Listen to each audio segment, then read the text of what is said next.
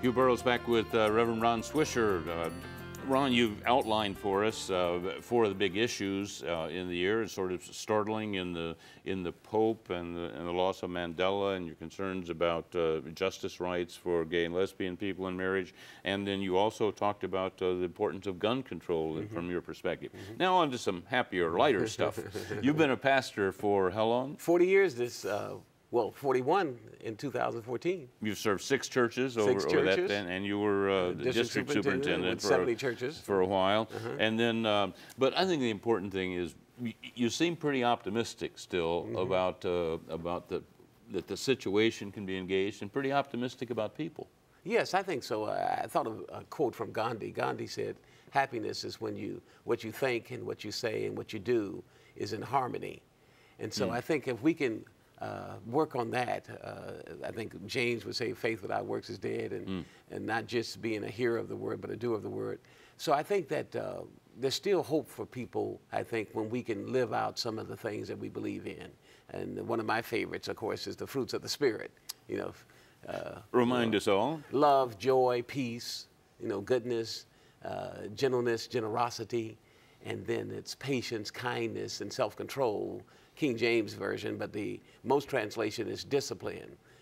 Without discipline, there's no life, as some people have said. The poet Robert Frost says, life is tons of discipline.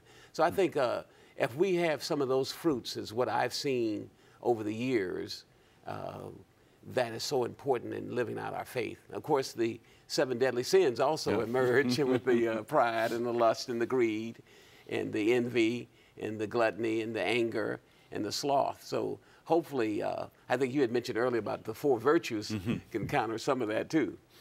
Was that courage and courage, temperance, fortitude? It's the same sort of thing. And so you see your ministry nourishing of these better angels who are better nature. Right, I guess is the phrase.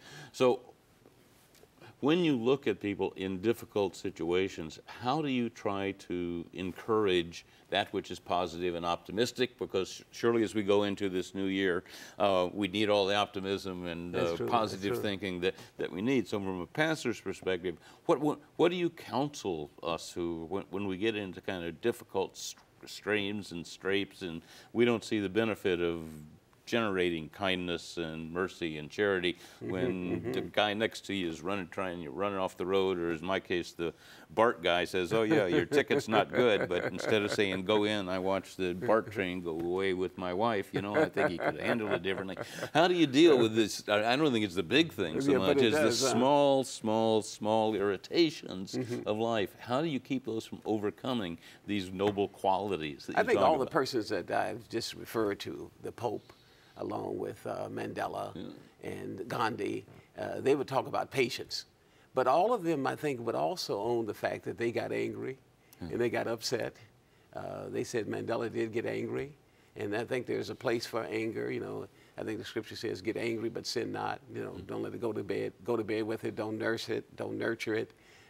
Don't let the sun go down on it, or you become, the devil gets a foothold on your life, the scripture says. So I think there's I think I'm in ministry over all these years because it's ongoing, never completed. It's never final. It's I don't think I've ever gotten to a point where I felt I've arrived and I know all about ministry, and this is all complete. And so each week I'm in the pulpit. I don't know exactly what's going to happen. I'm still. I appreciate you and Gail coming for the Christmas service, and really appreciate that. But you never know exactly what is transpiring, what is going to be transformative, what is going to change people's lives. So you keep on praying, you keep having the patience, you keep counseling. I think Bible study is essential to a part of that. Constantly teaching, I think that's happens. Well, should happen. Yeah, you've moved subtly from the individual to the value of a community. Yeah. So just from the perspective in the new year, why should people go out and get involved in a religious community? What's the value of it versus the time that it takes, or sitting at home watching television or something like that? Well, some people have compared the church to a ship that's on a mission. opposed to a cruise ship. A cruise ship, everyone there to sort of meet your needs. They try to make, give you all the food you want. If you're not happy, they make sure this has happened. And some cruise ships have not done well in the last few years. But that's what the focus is. Whereas the church that's a part of a mission is out there to rescue, out there to transform, out there to have renewal and restoration and resurrection. So I think that's what a community can bring, a faith brings to this world, to the community, that you are intentional about it. It's purposeful. Howard Thurman says life is purposeful. It has a drive within us to have a sense of purpose, and it's determination in us to have life. As his expression is, life is alive.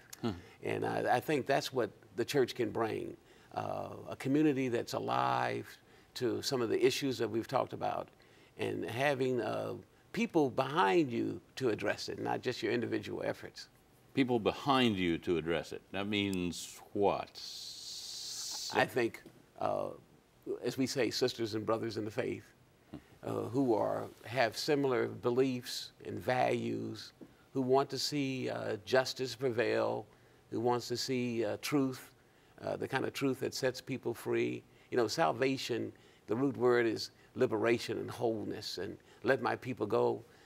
I think that's possible when you have some people who are working to let people go, and not just your own individual efforts. Ron Swisher, some thoughts on individual virtues and the church. When we come back, we'll push him a little bit on how he gets through some difficult stretches and scrapes. I'm Hugh Burroughs. We'll be right back.